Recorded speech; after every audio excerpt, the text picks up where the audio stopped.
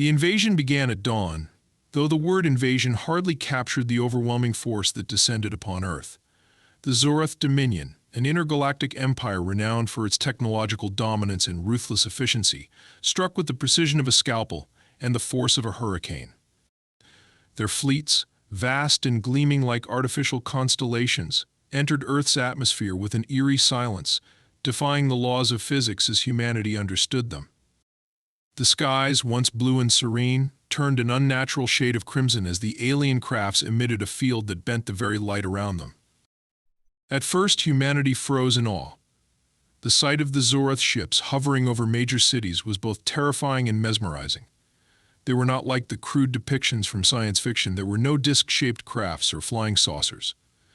Instead, these vessels resembled colossal shards of glass, shimmering with an iridescent glow, their edges sharp enough to appear as if they could slice through reality itself. They hung in the air, defying gravity, their silent presence a testament to a civilization far beyond Earth's comprehension. Within minutes, the awe turned to chaos. The first strike was not physical but digital. The Zorath unleashed an electromagnetic surge that disabled all electronic systems across the globe. Power grids failed, plunging entire nations into darkness. Communication networks collapsed, leaving billions disconnected and isolated. Planes fell from the sky, their systems fried mid-flight, crashing into cities and countryside alike. Hospitals lost power, their life support machines falling silent. Humanity, so dependent on its technology, was rendered blind and helpless. Then came the physical assault. From the larger motherships, smaller crafts descended like a swarm of locusts. These were the Zorath shock troopers, armed with weapons that emitted a brilliant blue energy capable of disintegrating anything it touched. They moved with military precision, targeting military bases, government buildings, and key infrastructure. Resistance was met with swift annihilation. Tanks, jets, and firearms were useless against the Zorath's advanced shielding technology. Soldiers and civilians alike were vaporized in mere seconds. In the chaos, governments scrambled to respond. The United Nations convened an emergency session, but without communication networks, coordination was impossible. Leaders issued orders that never reached their intended recipients. Some nations resorted to desperate measures, launching nuclear missiles at the alien crafts. But the Zorath's energy fields absorbed the blasts, leaving no trace of damage. The nuclear strikes only served to devastate Earth's own environment further, turning vast stretches of land into irradiated wastelands. Cities fell one by one. New York, Tokyo, London, Moscow each succumbed to the same fate.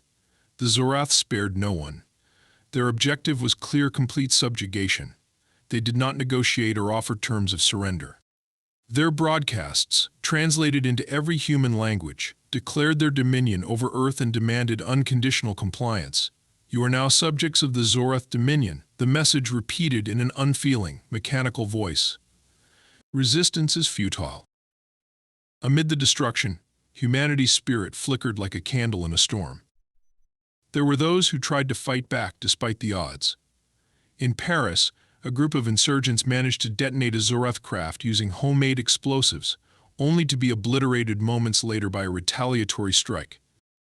In Brazil, a militia took to the Amazon rainforest, hoping to use the dense jungle as cover, but they were hunted down by Zorath drones equipped with thermal imaging. These acts of defiance, though brave, were ultimately inconsequential against the might of the invaders. By the end of the first week, the world was unrecognizable. The Zorath had established control over every major city, turning them into hubs for their operations. They constructed massive spires, towering structures that pierced the clouds and emitted a pulsating red light. These spires, it was later discovered, served as conduits for their energy fields, maintaining their technological superiority while draining the planet of its resources. The Zorath did not simply conquer, they transformed. Earth was being reshaped to suit their needs, its ecosystems irreparably damaged in the process. Amidst this devastation, Captain Elias Wood witnessed the fall of his home city, Chicago. A veteran of the United States Marine Corps, Elias had served in countless conflicts, but nothing could have prepared him for the horror unfolding before his eyes.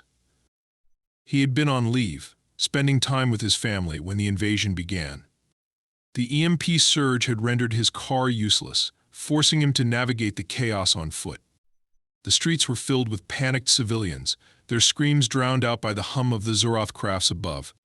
Elias's training kicked in as he guided his wife and daughter through the chaos, seeking refuge.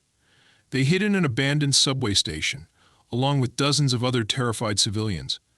The air was thick with fear, the oppressive silence broken only by the distant sounds of explosions. Elias knew they couldn't stay there for long. The Zoroth would eventually find them. He devised a plan to lead his family to a safe zone, a rumored bunker on the outskirts of the city. But the Zoroth were thorough. As Elias and his family emerged from the subway, they were intercepted by a patrol unit. The alien soldiers were towering figures, their armor sleek and organic, resembling the exoskeletons of insects. Their weapons glowed with an unsettling blue energy, and their movements were unnervingly fluid. Elias acted on instinct, using his combat training to engage the enemy.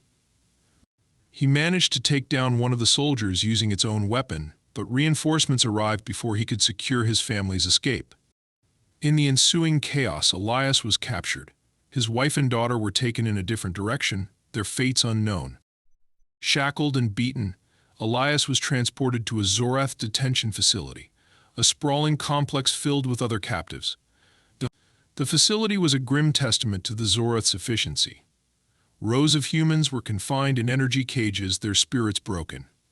The Zoroth interrogated their prisoners relentlessly, extracting information about Earth's resources and resistance efforts. Elias, however, was different. Despite the pain and despair, he refused to submit. His captors, intrigued by his resilience, deemed him worthy of an audience with the Zoroth High Command. They sought to break him, to make an example of him. But Elias had a secret, one that would turn the tide of the war.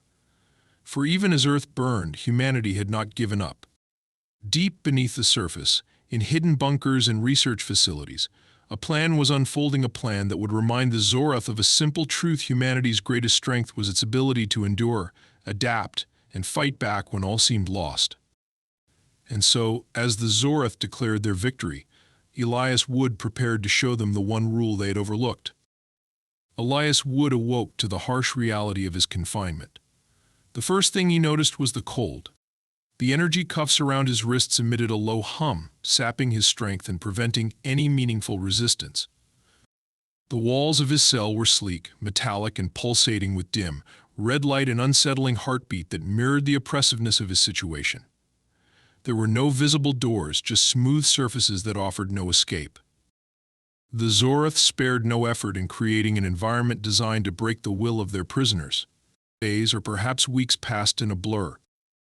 Time lost all meaning in the prison. Meals were delivered through a seamless opening in the wall, a tasteless, gelatinous substance that provided just enough sustenance to keep him alive. The Zoroth guards, towering beings with chitinous exoskeletons and glowing, violet eyes, patrolled silently. Their movements were methodical, devoid of any sign of emotion or empathy. Elias studied them with a soldier's instinct, searching for patterns, weaknesses, anything he could use to his advantage. But they were maddeningly precise, their routines perfect in execution. Occasionally he would hear distant screams echo through the halls, the cries of other prisoners subjected to the Zoroth's interrogation methods. The sound was chilling, but Elias held firm. He knew they would come for him eventually. He had been labeled as priority extraction by his captors, a title that made him both a target and a threat. Finally, the day came, his cell filled with an intense white light, forcing him to shield his eyes. The wall opposite him dissolved into nothingness, revealing a squad of Zoroth guards waiting to escort him. Their weapons, sleek and glowing with that same unnatural blue energy, were trained on him, though he could tell it was more a formality than necessity. They clearly believed he posed no threat. The guards herded him through a series of corridors, each more alien than the last. The walls shimmered with an iridescent sheen, and strange glyphs pulsed faintly, their purpose unknown to him. As they walked, Elias took mental notes, cataloging every detail. The corridors were curiously empty, suggesting that the Zoroth had little need for extensive security measures. It was a sign of their arrogance. He thought a weakness he could exploit if given the chance. They brought him to an interrogation chamber, a circular room dominated by a single chair in its center. The chair was made of the same iridescent material as the walls, its surface rippling like liquid metal. Restraints extended from its sides, clearly designed to hold him in place. Without a word, the guards forced him into the chair and secured him. A translucent dome lowered over his head, humming softly as it calibrated itself. Then they appeared. The Zoroth High Command consisted of 3 individuals, each distinct in appearance yet unified in their aura of authority. The first was tall and slender, its form almost serpentine, with a head crowned by an array of shimmering appendages that resembled living crystal. The second was more humanoid, but its skin glowed faintly, shifting in color like a living aurora. The third was squat and heavily armored, its movements ponderous but deliberate. Their presence was overwhelming, a stark reminder of the gap between human and Zoroth capabilities. The serpent-like one spoke first, its voice a series of melodic tones that resonated unnervingly in Elias's mind. The words, however, were clear, translated seamlessly by the dome over his head. "Captain Elias Wood," it began, its tone condescending, "you are a curiosity. Your resistance to pain and despair is unusual for your kind. We are here to understand the source of this resilience. You will comply." But Elias smirked, leaning back as far as the restraints allowed. "And if I don't?" The armored Zoroth let out a low, guttural sound that could have been a laugh. The Aurora skinned one step forward, its eyes narrowing. "Your defiance is pointless, human. We have already won. Your planet is ours. Your species will serve or perish. Compliance is inevitable." Elias's smirk widened. "If you've already won, why are you wasting your time with me? Seems like a lot of effort for someone who doesn't matter." The serpent-like one tilted its head, studying him intently. "You misunderstand, Captain. You are not here because you matter. You are here because you amuse us. Your defiance is a relic of a primitive species clinging to delusions of importance. We will strip it away." The dome above his head began to glow, and Elias felt a sharp pain at the base of his skull. Memories flooded his mind, images of his family, his comrades, the battles he had fought. The Zoroth were sifting through his thoughts, extracting every detail. He gritted his teeth, focusing on a single mantra: don't give them anything they can use. As the interrogation continued, Elias realized something crucial. The Zoroth were not invincible. Their technology, while advanced, was not without limitations. The pain he felt was intense, but it was not absolute. He could resist, even if only partially. And in that resistance he saw an opportunity. Hours passed, or perhaps only minutes. When the dome finally deactivated, Elias was drenched in sweat, his body trembling. The Zoroth High Command observed him silently, their expressions, or what passed for expressions, indecipherable. "You are resilient," the Aurora-skinned one admitted begrudgingly. "But it will not save you. Your species is doomed." Elias laughed, a dry, rasping sound. "You don't get it, do you? You think you've won because you've taken our cities, our technology, our leaders. But you forgot rule number 1 about humans." The serpent-like one leaned closer, its crystalline appendages vibrating with curiosity. "And what is this?" Elias's eyes gleamed with defiance. "We don't give up, not ever."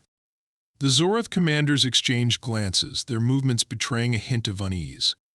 They had expected a broken man, a creature resigned to its fate. Instead, they were faced with something they did not understand: hope. It was a concept alien to them, something their calculated, logical minds could not fathom. And that made it dangerous. As the guards escorted Elias back to his cell, he allowed himself a small smile. He had planted a seed of doubt, however small, in the minds of his captors, and doubt, he knew, was the first crack in any armor. Back in his cell, he began to plan. The Zoroth believed him to be powerless, a lone human among a sea of captives, but they had underestimated him. They had underestimated humanity, and as long as he drew breath, Elias Wood would prove them wrong. Elias Wood sat in his cell, his mind racing. The interrogation had been grueling, but it had revealed more about the Zoroth than they had intended. Their overconfidence, their reliance on technology, their inability to comprehend the resilience of humanity, all were weaknesses he could exploit. But he needed more than just his determination, he needed a plan. Days passed as he observed every detail of his environment. The energy field of his cell fluctuated at regular intervals, likely a result of the Zoroth's automated systems recalibrating themselves. The guards' patrols, while efficient, followed predictable patterns. Even their interrogation methods, designed to break the mind, revealed a surprising rigidity in their thinking. The Zoroth were a species of precision and calculation, but they lacked adaptability, a trait that humanity had mastered through centuries of survival. Elias's first breakthrough came when a new prisoner was brought into the adjacent cell. The man, a middle-aged engineer named Dr. Nathan Hughes, had been part of an underground resistance cell before his capture. Through whispered conversations when the guards were out of earshot, Elias learned that Hughes had been instrumental in designing Project Phoenix, a last-ditch effort by humanity to reclaim Earth. Project Phoenix, Hughes explained, was an orbital network of satellites equipped with advanced electromagnetic pulse (EMP) technology. Unlike traditional EMPs, which had a limited range and impact, these satellites were capable of emitting a focused, high-intensity pulse that could disable even the most advanced alien technology. The project had been operationalized in secret, and the Zoroth, in their arrogance, had overlooked its potential. However, there was a problem. The satellites required a coordinated activation signal, one that could only be sent from a secure command console deep within a hidden human bunker. The Zoroth's EMP strikes at the beginning of the invasion had rendered most of Earth's communication infrastructure useless, making it nearly impossible to send the signal. The command console, as far as Hughes knew, had likely fallen into enemy hands. Elias's mind worked furiously. The Zoroth's inability to grasp the improvisational nature of human strategy was their Achilles heel. If he could get out of his cell, locate the command console, and send the activation signal, Project Phoenix could still be deployed. It was a long shot, but it was the only shot they had. That evening, Elias put his plan into motion. He began by feigning illness, collapsing to the floor of his cell and clutching his stomach in apparent agony. When the guards arrived to investigate, he remained motionless, his breathing shallow. One guard, clearly irritated, deactivated the energy field and entered the cell to inspect him. The moment the guard leaned down, Elias struck. Using a combination of brute force and precise combat training, he disabled the guard, taking their weapon and access card in the process. Before reinforcements could arrive, Elias freed Hughes from his cell, and the two made their way through the labyrinthine corridors of the detention facility. The Zoroth guards, though highly skilled, were unprepared for the chaos that followed. Using the stolen weapon, Elias exploited the alien technology's weaknesses, targeting their power sources and creating diversions at key points. Hughes, though not a soldier, proved invaluable, using his technical expertise to disable surveillance systems and reroute power flows. Their objective was clear: reach the facility's control room and access the Zoroth's communication network. Hughes believed he could use their own systems to locate the hidden human bunker and send the activation signal to the Project Phoenix satellites. The odds were slim, but Elias's unwavering determination kept them moving forward. The control room was heavily guarded, and for good reason. It was the nerve center of the detention facility, housing advanced terminals that connected to the Zoroth's broader network. Elias and Hughes hid in the shadows, observing the guards' patrol patterns and waiting for the perfect moment to strike. When the opportunity came, they moved with precision. Elias engaged the guards in a brutal, close-quarters fight, his human instincts and unpredictability giving him the edge. Meanwhile, Hughes accessed a terminal, his fingers flying across the alien interface as he worked to locate the command console. Minutes felt like hours as the fight raged on. Elias, bloody but unyielding, held off the remaining guards while Hughes completed his task. Finally, the engineer let out a triumphant shout. "I've got it." The bunker's located near the ruins of Denver. The command console is still active. Elias fought back a wave of exhaustion. "Can you send the signal from here?" Hughes shook his head, his expression grim. "No. The Zoroth's network blocks external transmissions. We need to get to that bunker." Their escape from the control room was nothing short of miraculous. Hughes had managed to disable the facility's power grid temporarily, plunging the corridors into darkness. The two men navigated the chaos, avoiding patrols and using the confusion to their advantage. When they finally emerged into the open air, the sight that greeted them was both haunting and hopeful. The detention facility was situated on the outskirts of what had once been Chicago. The city was unrecognizable, its skyline reduced to jagged ruins and its streets littered with debris. But amidst the devastation, Elias spotted signs of resistance. A small group of humans, armed with scavenged weapons and makeshift armor, had set up a hidden outpost in the shadows of the ruined buildings. The resistance fighters, wary at first, quickly recognized Elias and Hughes as allies. Their leader, a hardened woman named Lieutenant Sarah Ortiz, welcomed them with open arms. Ortiz had been leading a guerrilla campaign against the Zoroth, striking at supply lines and gathering intelligence on their movements. When Elias explained their plan, she immediately pledged her support. "The bunker's about 50 miles from here," Ortiz said, studying a battered map. "It won't be easy. The Zoroth patrol this area heavily, and their drones will spot us if we're not careful." "We don't have a choice," Elias replied. "If we don't activate those satellites, humanity's finished." The journey to the bunker was fraught with danger.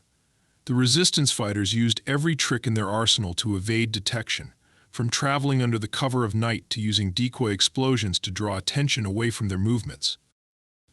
Elias and Hughes worked tirelessly alongside them, their determination inspiring the weary fighters. As they approached the bunker, the scale of the Zoroth's presence became clear. The alien forces had established a base around the structure, complete with defensive turrets and a fleet of patrol drones. It was a fortress, and breaching it would require nothing short of a miracle. Elias gathered the group for a final briefing. "We don't have the firepower to take them head-on," he said, his voice steady despite the enormity of the task. "But we don't need to. All we have to do is create enough of a distraction for Hughes and me to get inside. Once the signal is sent, the satellites will do the rest." Ortiz nodded. "We'll give you the distraction you need. Just make sure you finish the job." As the resistance fighters prepared for their assault, Elias and Hughes readied themselves for the mission of a lifetime. The odds were against them, but Elias's resolve remained unshaken. For humanity's sake, they could not afford to fail. The air around the Zoroth base buzzed with activity, a haunting symphony of alien machinery and unearthly hums. Dozens of drones patrolled the skies, their sleek, insect-like forms glowing faintly against the backdrop of the darkened ruins. Alien guards, clad in their impenetrable armor, moved with clockwork precision, their weapons ready to annihilate anything that dared approach. At the center of the base stood the bunker, a squat, heavily reinforced structure of human origin, now surrounded by alien technology. It was the key to humanity's last hope. Elias Wood and Dr. Nathan Hughes lay hidden in the shadows of a collapsed building on the outskirts of the base, watching as the resistance fighters prepared for their assault. The plan was simple in its desperation. The fighters would create a massive distraction, drawing the Zoroth's attention and resources away from the bunker, while Elias and Hughes infiltrated the base and activated the command console. It was a plan born of necessity, not strategy, and everyone involved knew the odds of survival were slim. Lieutenant Sarah Ortiz crouched beside Elias, her face illuminated by the faint glow of a handheld map. "We've set up explosives along the eastern perimeter," she whispered. "When they go off, it'll look like we're launching a full-scale attack. That should buy you some time." Elias nodded, his jaw set with determination. "Just keep them busy. We'll do the rest." Ortiz hesitated, her steely demeanor softening for a moment. "You're a hell of a soldier, Wood. Whatever happens in there, know that you gave us a fighting chance." Elias met her gaze, a faint smile tugging at his lips. "Same to you, Ortiz. Now let's make them regret underestimating us." With that, Ortiz signaled her team, and the resistance fighters began their assault. Explosions erupted along the eastern perimeter, sending plumes of fire and smoke into the air. The Zoroth guards reacted instantly, their formations shifting as they moved to contain the apparent threat. Drones veered toward the commotion, their energy weapons glowing ominously. The once orderly base descended into chaos as the resistance fighters launched a barrage of attacks, drawing the Zoroth forces into a pitched battle. Amid the pandemonium, Elias and Hughes made their move. Using the cover of darkness and the distraction provided by the resistance, they slipped past the outer defenses and approached the bunker. The closer they got, the more imposing it became. The structure was surrounded by Zoroth energy shields, their faint blue glow a stark reminder of the aliens' technological superiority. Hughes pulled out a small device, a crude jammer cobbled together from salvaged parts. "This should disrupt the shields long enough for us to get through," he whispered, his voice trembling slightly. Elias placed a reassuring hand on his shoulder. "We've come this far, Hughes. We're not stopping now." Hughes activated the jammer, and the energy shields flickered, their glow dimming just enough to reveal a narrow gap. The two men sprinted toward the bunker, their breaths ragged as they passed through the breach. The shields snapped back into place behind them, sealing them inside. The interior of the bunker was a grim reminder of the early days of the invasion. The walls were lined with scorch marks and remnants of hastily abandoned equipment. The air was thick with the smell of burned metal and stale despair. Elias led the way, his stolen Zoroth weapon held at the ready, while Hughes navigated using a handheld scanner. "The command console should be just ahead," Hughes said, his voice hushed. "If the Zoroth haven't tampered with it too much, I can reroute the activation signal through their network." Elias nodded, his eyes scanning the corridor for any signs of movement. "Let's hope they left it intact." As they rounded a corner, they came face to face with a Zoroth patrol.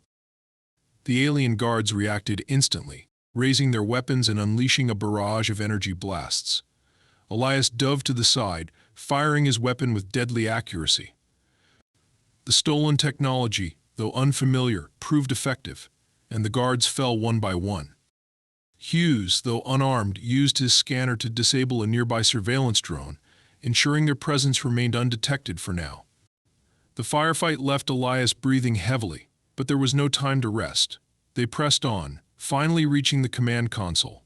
It was a massive cylindrical structure covered in alien glyphs and flickering lights. The Zoroth had clearly attempted to integrate their technology into the console, but the human design remained intact at its core. Hughes set to work immediately, his hands flying over the controls as he bypassed layers of alien encryption. "It's going to take a minute to override their systems," he said, sweat beading on his forehead. "Keep an eye out for more guards." Elias positioned himself at the entrance to the room, his weapon trained on the corridor. The distant sounds of the resistance fighters' battle echoed through the bunker, a constant reminder of the stakes. Every second felt like an eternity as Hughes worked, his concentration unwavering despite the mounting tension. Finally, Hughes let out a triumphant shout, "I've got it. The activation signal is ready to send." Elias turned, his expression grim. "Do it." Hughes pressed a final sequence of buttons, and the console emitted a low hum. The glyphs on its surface glowed brightly as the activation signal was transmitted to the Project Phoenix satellites. For a moment there was silence. Then, the ground shook. Above them, the skies erupted with blinding flashes of light as the satellites activated. The EMP pulses spread like ripples across the atmosphere, their energy overwhelming the Zoroth's technology. Ships plummeted from the sky, their systems fried. Drones crashed to the ground in lifeless heaps. The energy shields surrounding the base flickered and failed, leaving the Zoroth forces exposed. Elias and Hughes exchanged a glance, the weight of their actions sinking in. They had done it. Humanity's counterstrike had begun. But their victory was short-lived. The console's alarms blared, signaling an incoming Zoroth response. A voice, cold and mechanical, echoed through the bunker. "Unauthorized transmission detected. Eliminate the intruders." Elias gripped his weapon tightly. "Hughes, we've got company." The Zoroth poured into the bunker, their numbers overwhelming. Elias fought with every ounce of strength he had, his determination unwavering even as exhaustion set in. Hughes, unable to fight, used the console's systems to create distractions and slow the enemy's advance. Just as the situation seemed hopeless, a deafening explosion rocked the bunker. Ortiz and her resistance fighters stormed in, their arrival a miracle born of sheer tenacity. Together, they pushed back the Zoroth, their combined efforts turning the tide of the battle. As the last of the alien forces fell, Elias collapsed to his knees, his body battered but his spirit unbroken. The resistance fighters gathered around him and Hughes, their faces filled with a mix of exhaustion and triumph. For the first time in weeks, there was hope. Elias looked at Ortiz, a faint smile on his bloodied face. Told you we'd make them regret underestimating us. Ortiz chuckled, her voice thick with emotion. You sure did, Wood, you sure did. The aftermath of the battle inside the bunker was grim but filled with determination. Elias Wood, battered and bloodied, leaned against the command console, his breath coming in ragged gasps. The resistance fighters moved quickly, scavenging weapons from fallen Zoroth soldiers and patching up their wounded. The air was thick with smoke and the acrid smell of burnt electronics. Doctor. Nathan Hughes sat slumped against the wall, his trembling hands still clutching the tools he had used to reroute the activation signal. His face was pale, but his eyes shone with the realization of what they had just achieved. Outside, the effects of Project Phoenix were evident. The EMP satellites had unleashed devastation upon the Zoroth forces. The skies, once dominated by their shimmering ships, were now eerily quiet, filled only with the falling debris of disabled drones and craft. The energy fields that had protected their bases were gone, and their communication systems had been silenced. For the first time since the invasion began, humanity had struck a blow that the Zoroth could not ignore. Elias forced himself to stand, pushing past the pain that racked his body. He turned to Lieutenant Sarah Ortiz, who was directing her fighters with practiced efficiency. "What's the situation out there?" he asked, his voice hoarse but steady. Ortiz glanced at him, her expression grim but resolute. "The EMP worked better than we could have hoped. Their fleet's grounded and their forces are in disarray, but it won't last. They'll adapt fast." Elias nodded, his mind already racing. "We need to press the advantage. If we give them time to regroup, they'll come back stronger." Ortiz frowned. "We've got maybe a few hundred fighters across the region, scattered and low on supplies. What you're talking about is an all-out offensive." Elias met her gaze, his expression hard. "It's now or never. This is our best chance to hit them where it hurts." Before Ortiz could respond, Hughes spoke up from his spot on the floor. "The satellites. They're not just EMP generators, they've got targeting capabilities. We could use them to strike key Zoroth installations, cripple their command structures." Elias's eyes lit up with determination. "Can we control them from here?" Hughes hesitated, then nodded slowly. "It's risky. The Zoroth will be trying to reassert control over their systems. If they detect us, they'll send everything they've got to stop us." Ortiz crossed her arms, her gaze shifting between Elias and Hughes. "So what's the plan, Wood? You're asking us to bet everything on one last gamble." Elias took a deep breath, his mind clear despite the enormity of the decision. "We fight. We use the satellites to target their remaining strongholds, disrupt their leadership, and give humanity a fighting chance to push them off our planet." The room fell silent as the weight of his words settled over the group. Finally, Ortiz nodded, her expression resolute. "All right, Wood, let's finish this." The plan came together quickly, born of necessity and desperation. Hughes worked tirelessly at the command console, accessing the satellite network and identifying the Zoroth's key installations. Meanwhile, Ortiz and her fighters prepared for the inevitable counterattack. They knew the Zoroth wouldn't sit idly by while humanity's resistance dealt a potentially crippling blow. As Hughes input the final commands, the console emitted a low hum, signaling that the satellites were ready. The first target was a massive Zoroth base located in what had once been Los Angeles, a hub of their operations on Earth. The satellite's targeting systems locked onto the base, and Hughes initiated the strike. From orbit, a beam of concentrated energy lanced downward, striking the base with pinpoint accuracy. The explosion was visible even from the bunker, a fiery plume that lit up the night sky. Cheers erupted from the resistance fighters as the realization of their power sank in. For the first time, they weren't just surviving, they were winning. But the celebration was short-lived. The bunker's alarms blared, and the console's display flickered with warning messages. Hughes paled as he read the incoming data. "They found us.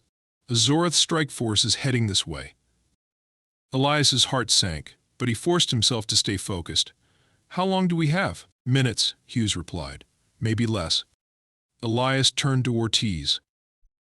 "Get everyone ready. We hold this position as long as we can. Hughes, keep targeting their installations. Every second we buy is another blow against them." The next few minutes were a blur of frantic preparation. Resistance fighters took up defensive positions around the bunker, their scavenged weapons trained on the horizon. The tension was palpable, each second stretching into an eternity as they waited for the inevitable. When the Zoroth strike force arrived, it was with overwhelming ferocity. Dozens of alien soldiers descended upon the bunker, their weapons blazing. The resistance fighters fought valiantly, using every ounce of their courage and ingenuity to hold the line. Elias was in the thick of the battle, his stolen Zoroth weapon cutting through the enemy ranks. Despite the chaos, his focus remained unwavering. Inside the bunker, Hughes continued to operate the satellite network, his hands moving with desperate speed. He targeted Zoroth strongholds across the globe, each strike dealing a devastating blow to their operations. But the strain was evident. Sweat poured down his face, and his hands trembled as he fought to maintain control of the system. The battle raged on, the resistance fighters slowly being pushed back. Ortiz fought like a woman possessed, rallying her troops and refusing to give an inch, but the Zoroth's superior numbers and firepower were taking their toll. As the situation grew dire, Elias realized what had to be done. He fought his way back to the bunker, bloody but determined. "Hughes, how much longer can you keep this up?" he demanded. Hughes shook his head, his voice trembling. "The system's overloaded. I can give you one more strike, maybe two, before it burns out." Elias nodded, his expression grim. "Then make them count." He turned to Ortiz, who had followed him inside. "We can't hold this position. Get your people out of here. Take as many as you can and regroup. The fight isn't over." Ortiz stared at him, understanding dawning in her eyes. "What about you?" Elias managed a faint smile. "I've got one more job to do." As Ortiz reluctantly led her fighters in retreat, Elias and Hughes prepared for the final strike. Hughes targeted the Zoroth's Central Command ship, a massive vessel that had served as the nerve center of their operations since the invasion began. If they could destroy it, the Zoroth's forces would be thrown into chaos. With trembling hands, Hughes activated the satellite. The console emitted a deafening hum as the energy beam lanced downward, striking the command ship with a blinding explosion. The ship disintegrated in a fiery blaze, and across the battlefield, the Zoroth forces faltered. But the cost was high.